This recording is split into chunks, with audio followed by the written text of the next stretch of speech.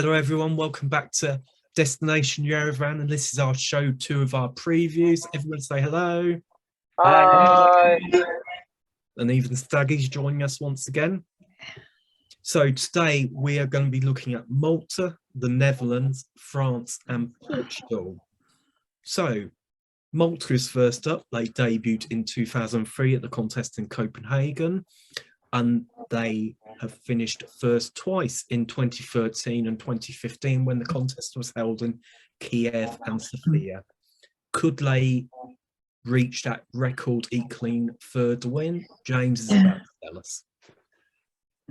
Okay, so we all know that Malta are a bit of a powerhouse when it comes to Junior Eurovision. My first Junior Eurovision I went to was when Destiny won in Sofia, so that was really amazing to see her live. So I'm always curious to see what the Maltese selection for Jessica's like. I thought there were a couple of very strong songs in there, most of which were all written by the same person, which I thought was very interesting. And we have Gaia Gumbuza singing Diamonds in the Sky. Now, the moment this started, I was listening to it and I thought this has got a very 80s sound. We know that 80s sound is sort of very in at the moment. It's like, it's the 80s comeback, is it? Who was that? That was someone at Eurovision. I can't remember now. Estonia, that was it. I knew it was one of the Baltic states. So I was like, okay, so this is a popular sound. This is going to go down well. Then the lyrics started up, and that first line of "I'm in my spaceship," something. I was like, oh dear, that's a bit of a clunker of an opening. But yeah. That aside, I think Malta have done something really, really good here. It's, as I said, it's got that 80s sound in there, which is sort of popular, so people are immediately going to be drawn to it. Gaia can sing very well. The song has got a good sing-along quality to it, which I think always works well, especially at a children's contest. That 1, 2, 3, da, da, da, da, da. It's sort of it just gets into your head. And Diamonds in the Sky, it's it's a nice image. So I think all of this works really, really well. Now, Gaia has won Junior Eurovision for Malta before. Could this be their third time? It'll be interesting to see when it's staged what it's like. But I think if we had to pick a handful of countries that were potential winners, I'd say Malta would definitely be up there for me. Brilliant. We move on to the Netherlands, who also debuted in 2003 at the first contest in Copenhagen. Lev managed to win the contest once before in 2009. Claire is going to lead us on the Dutch entry this year.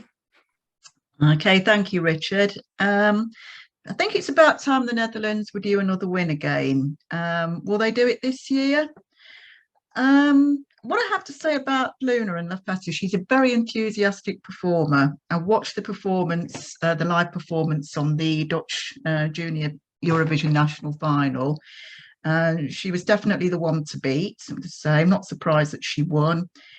What I will say, it's a very lively performance. So you've got Luna with her backing singers, dancers. I have to say that one of them looks a bit like our Freya, actually. But maybe whether she transferred over the Dutch national final that night, I don't know. But there you go.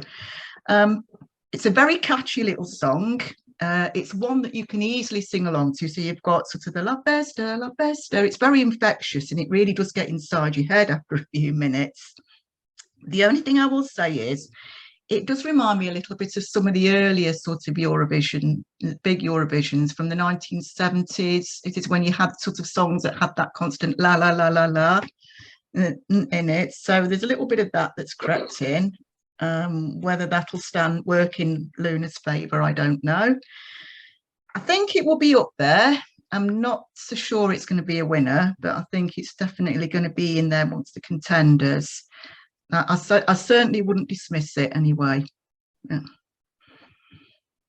Brilliant, thank you, Sarah. Now we move on to France, who debuted in the second contest in 2004 in Lillehammer before returning again back in 2016. So like the UK, they had a massive gap in participation and they won back in 2020. Bogdan's going to lead us into France. Thank you, Richard. This year, France is sending Lisandro with the song Oh Maman. And the song, in my opinion, is a combination between rock, pop, and a bit of jazz. And to me, it sounds like an Elvis song back in the day. But it's so amazing. if we spoke about Malta previously, like Lisandro to me is like the equivalent of Destiny. I could even dare to say that because he has an amazing voice. I just hope Live will deliver because he sounds so good on the video. So I'm just having high expectations. It's a fun song. He's connecting brilliantly with the camera all the time. He has got the moves, he's got the energy. The song is very likable. You can sing it along, and most of it all you can clap along. And he even says, he doesn't say much in English, but they say that part, clap your hands. So he even says that, and I think the audience will go wild. And I'm having high hopes for this year, and I can see that I've listened up to. Brilliant. And finally, we move on to Portugal, who debuted in the 4th contest back in 2006 in Bucharest. The best they've done is finishing 11th place, which happened to be last year in Paris. And John is going to talk to us about the Portuguese entry this year. Yes, this is by Nicolas Alves, and it's called Años 70. I'm sorry, I don't know the word, Portuguese word for 70, so apologies to any Portuguese. Sainta, I think. Yeah, what Sarah says. What Sarah says. Anyway, it's written by a guy called Agir, that's his stage name, and it's covered by Carolina de Landes, who herself has taken part in the Festival de Canção in 2021. So there's already a bit of a pedigree there. Now, I understand this song is principally in Portuguese, but I understand there could be a bit of Brazilian Portuguese in there, which I'm afraid I can't pick out. But if you're a native Portuguese speaker out there, I'm sure you'd be able to. I didn't spot any English, which again is not a bad thing. They've stayed true to themselves. First thing's that it's surprising that it was not in the style I was expecting from Portugal. It's a bit more rocky, which is good. It could stand out because it's not like most of the other songs that we're going to review. To start with, it's a young lad, Nicholas, singing, and there seems to be more girls than boys singing this year. It's not the current vibe, which again could count in its favour because it's not competing directly against anything that's totally similar to it. It's going to appeal to a certain viewer, though. I worry that it might not get many takers for it outside of a certain, fans of a certain genre. I'd love to be proven wrong. He's got a decent voice on him, though. There are some cracking voices this year from all the performers, but Nicholas has got an excellent voice. But we know the Portuguese can sing. It's one of the things they do really well. Could it do well? Despite what I've all said, I think it could still be a bit of a challenge for Portugal. They tried hard. They try hard in Big S, and they haven't necessarily had the results to back them up. And I think Jess could well go the same way for them. I'd love to suggest it, but could you imagine a junior Eurovision in Lisbon? Oh, it'd be brilliant. And bringing the contest very, very west. Sadly, I don't think it's going to happen. He's got a good voice. He does tick a lot of the right boxes for a good song, but I think there are enough songs that are, more appealing out there. But we'll see. I'd like to wish, good luck, Portugal. So a little fun fact about Nicholas while we talk about Portugal, John, is did you know he was born in the UK and he didn't move out to Portugal until he was about 6 or 7? So that is technically the 3rd Brit taking part in this year's junior after Freya. And of course, Sophie Lennon, who's representing Ireland, was born in Northern Ireland. So we've got 3 Brits we can cheer along in Yerevan. Anyway, going back to the same question we ask at the end of each show, do we think there's a potential winner amongst these 4 songs? James? Yes, 2 stand out for me as potential winners. I think Malta are definitely in with a shot. And I think France as well. I think France are proving they know how to junior Eurovision. They're doing consistently well. And again, everything Bogdan said about the French singer, I think they stand a good chance as well. So yeah, France, Malta, me. Sarah? I think France definitely is going to be one of the contenders. I agree with what John says about Portugal. They may struggle, but on the other hand, they may surprise us. We don't know. But yeah, I would definitely say France. And I've got a sneaking feeling that the Netherlands will be around about there somewhere, because it is a very typical junior Eurovision entry, really, if you're thinking about sort of the age groups of the kids. I think that may be up there somewhere. Whether it will win a winner, possibly. Yeah. Bogdan, what do you think? Well, I said previously, I have high hopes for France. We shall see. John? Yeah, well, Malta have got form. They're like Poland that we reviewed in the first show. They've got form. They know what they're doing. France could spring. Yeah, France could be in there. Even the Netherlands, if the right demographic are watching and voting. And I think there could be possibly two winners out of that bunch, and that'd be France or the Netherlands. But we'll have to wait and see. Now, it's the first time we've all been together since Lev announced the slogan "Spin the Magic" and the spinning toy logo. Do we think Armenia's onto a winner with that sort of logo and slogan, James?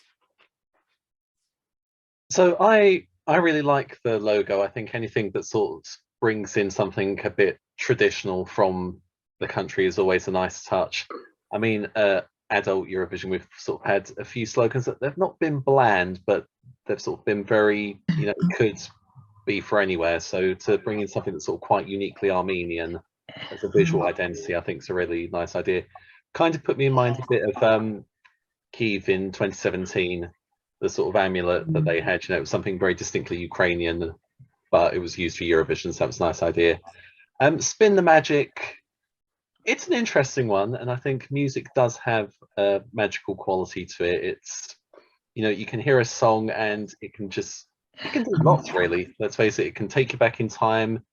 You might not hear a song for years, then you hear it and it just takes you back to that moment. It can make you feel, the dizzying highs, crushing lows, everything. So yeah, I think it's quite a nice one, actually. It's distinctly Armenian, and it's also got, it sort of sums up music quite nicely. So yeah, I quite like it. Sarah, what do you think about the visual identity and the slogan? I like the visual identity because it's associated, because the slogan is spin the magic. So I think sort of the actual logo ties in quite nicely with the idea of spinning. The slogan "Spin the Magic," I think it's great because it brings in elements of probably what we probably see in the adult Eurovision, but it's also very nicely linked with what kids sometimes feel about music and singing and it being magical. Yeah, and I think it's great. Bogdan? I absolutely love the logo because it takes me back when I was a child. Actually, back in my country, there was a really popular game with a spinner, and I used to love that game as a child. So I was really happy to see that the logo. And Spin the Magic, I think, like James, is something so clever because all of us here, we fell in love with Eurovision, like through a magical moment. That was that special moment, that magical moment that made us fall in love with Eurovision. And I think hopefully maybe this year lots of other children, they will fall in love with Eurovision. John? Yeah, it's a nice take on the slogans. It's been alluded to by James that they can get a bit bland and trite and banal if you're not careful. This one, Spin the Magic with a spinning top. I'd love the look. It's dark with sort of the bright neon-y sort of colours going through it just to light it up, and it's sort of the fact that the contest is taking place in December when it is traditionally dark, there's sort of a light in the darkness sort of thing, I guess, really. I like it. I must admit, it's very clever using a spinning toy that is internationally known worldwide. So for that aspect of it, they're on to a real winner there. Spin the magic, music's magical, spinning toys, spinning the magic, it all fits in really. And I think Armenian TV have really done well on the job. So if they ever win Eurovision, host Eurovision, got complete faith in that side of things.